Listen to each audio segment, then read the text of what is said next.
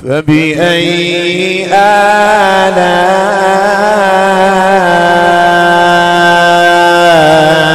ربكما تكذبان۔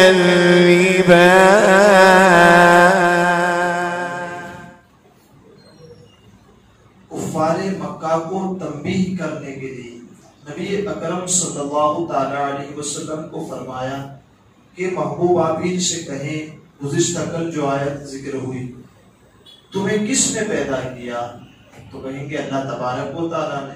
پھر صرف میرا پیدا نہیں کیا، تمہیں آنکھ عطا کی جس کے ذریعے تم دیکھتے ہو، تمہیں کان عطا کیے جس کے ذریعے سنتے ہو، تمہیں دل عطا کیا جس کے ذریعے سمجھتے ہو۔ تو یہ چیزیں ہم نے جب تمہیں دی تو اس کا صحیح استعمال کرو۔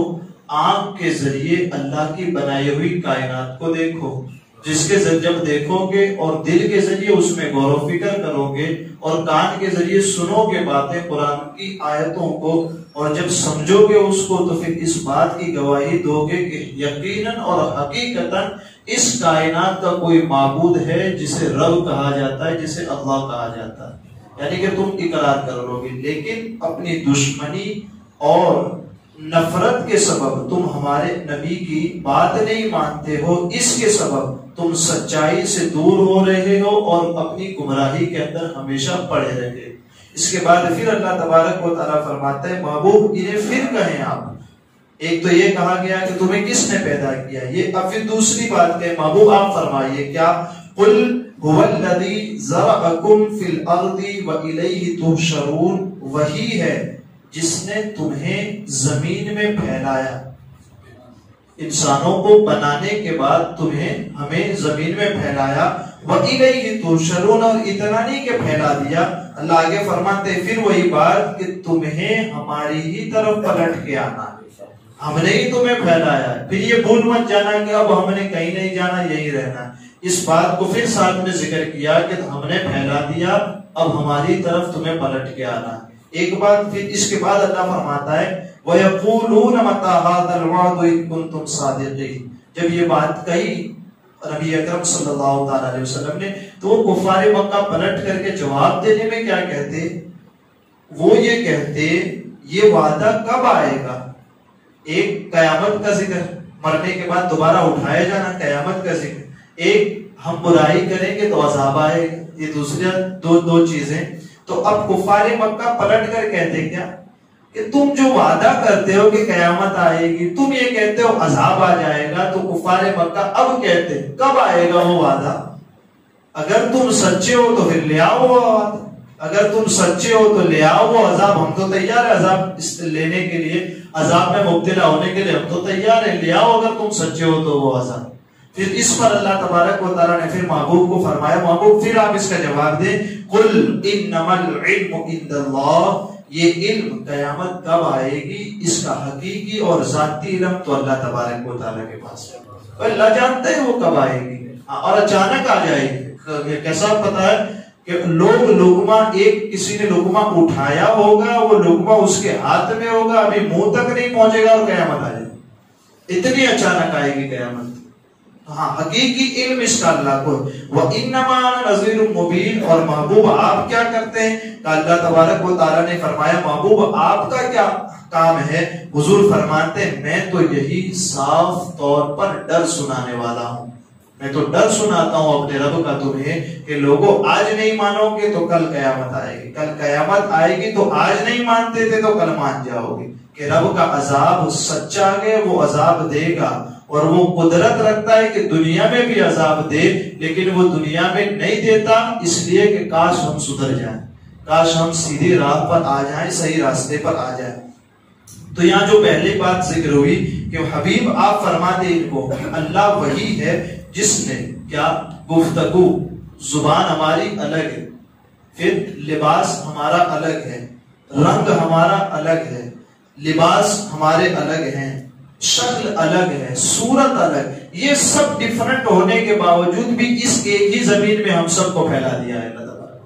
سبحان اللہ، ایک انسان دوسرے جیسا ہے لیکن رنگ الگ ہے، لباس الگ ہے، زبان الگ ہے، ہر چیز، شکل الگ ہے، صورت الگ، ہر ایک انسان کو مٹی، پانی، آگ، ہوا سے پیدا کیا، ایک انسان دوسرے انسان کی جیسے ہی بنایا لیکن ہے الگ الگ، اور سب کو رکھا ایک ہی زمین کے اوپر۔ تو اللہ تبارک و تعالیٰ نے یہ فرمایا کہ اتنی زیادہ، تو مطلب تم کے اندر، تمہارے اندر الگ الگ خصلتیں پائی جاتی ہیں لیکن تم سب کو ہم نے ایک ہی زمین میں رکھا۔ تو اس سے جانو کہ اللہ تبارک و تعالیٰ نے یہ سب چیز کر دی کہ جدا ہونے کے باوجود بھی تمہیں ایک زمین پر ٹھہرایا۔ ٹھہرانے کے بعد اب بھول مت جانا، یہاں اگر برائی کرو گے تو میں ہی ہوں، وَإِلَيْهِ تُحْشَرُونَ، میری طرف تمہیں پلٹ کر کے آنا ہے، پھر تمہیں جواب دینا ہے اگر جو کرو گے اس کو۔ پھر اللہ تبارک و تعالیٰ نے جو کہا، انہوں نے کیا کہا، تم یہ کہتے ہو کہ عذاب آئے گا تو پھر لے آؤ نا وہ عذاب۔ اس کے بارے میں کہا کہ کفار مسلمانوں سے مذاق کر، ہنسی کرتے ہوئے، ایک دوسرے کا مذاق اڑاتے ہوئے یہ کہتے تھے، دل لگی کرتے ہوئے یہ کہتے تھے، اگر تم قیامت یا عذاب کی خبر دیتے ہو، تم کہتے ہو قیامت آئے گی، عذاب آئے گا، یہ خبر دیتے ہو، اگر اس خبر دینے میں تم سچے ہو اور اپنے آپ کو تم سچا سمجھتے ہو تو بتاؤ کب آئے گا وہ عذاب ہم پر، کب آئے گی وہ قیامت ہم پر۔ اللہ تعالیٰ نے ان کا جواب دیتے ہوئے اپنے محبوب سے ارشاد فرمایا، محبوب اس کائنات کے سب سے بڑے عالم تو آپ ہیں۔ اس کائنات کا سب سے بڑا عالم کون ہے؟ حضور صلی اللہ علیہ وسلم ہے۔ حضور صلی اللہ علیہ وسلم معلم کائنات، اس کائنات کو سکھانے والے ہیں۔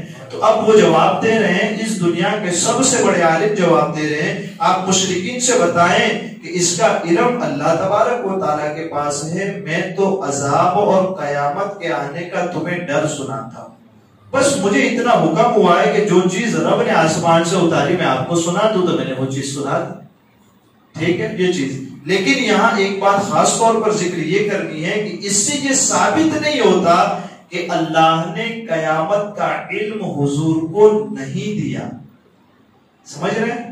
اس سے یہ ثابت نہیں آتا کہ حضور کو علم قیامت کا نہیں دیا گیا۔ حضور کا لفظ کیا ہے؟ حضور صلی اللہ علیہ وسلم نے اوپر کیا کہا جواب میں؟ دیکھیے قرآن کیا کہتا ہے، قل انما العلم عند اللہ، قیامت کب آئے گی یہ سوال تھا، تو اس کا جواب حضور صلی اللہ علیہ وسلم کیا کہتے ہیں؟ یہ نہیں کہا مجھے نہیں معلوم، ورنہ اگر مجھے نہیں معلوم یہ کہتے تو قرآن کیا کہتا ہے؟ انا لا اعلم، ٹھیک، یہاں قرآن کیا کہتا ہے؟ قل انما العلم عند اللہ، حضور کیا جواب دیتے ہیں؟ قیامت کا علم تو اللہ تبارک و تعالیٰ کے پاس ہے، رہا میں وانما انا نذیر مبین، تو میں تو تمہیں ڈر سنانے والا ہوں۔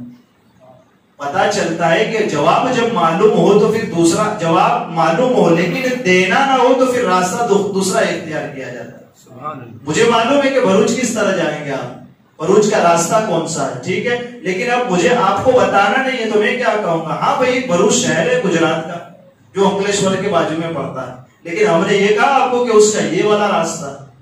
اس سے یہ ثابت نہیں ہوا کہ مجھے معلوم نہیں کہ بھروچ کہاں ہے یا بھروچ کہاں آیا ہے، کس انداز سے جاتے ہیں۔ اللہ تبارک و تعالیٰ نے محبوب کو قیامت کا علم دیا ہے، ہاں ظاہر کرنے سے منع فرما دیا، تو حضور نے ظاہر نہیں فرمایا، ورنہ آپ بتائیں کتنی ساری نشانیاں بیان فرمائی حضور نے۔ پھر جس کو علم نہ ہو تو پھر نشانی کیسے پتا ہوگی؟ جس کو یہ معلوم ہی نہ ہو کہ بھروچ کیسے جانا ہے، اس کا راستہ کیسے پتا ہوگا اس کو؟ وہ تو یہ بھی کہہ رہا ہے کہ اس راستے سے جاؤ گے تو آئے گا، جب نکلو گے تو اتنے سال کے بعد یہ ہوگا، اتنے سال بعد یہ ہوگا، دابۃ الارض کا خروج ہوگا، فقیر لوگ بڑے بڑے محلوں میں اترائیں گے، یہ بھی دیکھا، چرواہے محل کے اندر رہنے لگیں گے، دیکھا کہ بھائی آج چرواہے، یہ چرواہے بھرواڑ جس کو ہم کہتے ہیں، بھائی یہ چرواہے۔ حضور صلی اللہ علیہ وسلم نے کیا ارشاد فرمایا ہے کہ قرب قیامت لوگوں ایک ایسا وقت آئے گا کہ چرواہے جو لوگ بکریاں چراتے، گائے بھینس چراتے، بڑے بڑے محلوں پہ اترائیں گے، تو کیا نہیں اتراتے یہ لوگ؟ بڑی بڑی کوٹھیاں لے کے بیٹھے ہیں یہ لوگ، تو یہ قیامت کی نشانی ہے۔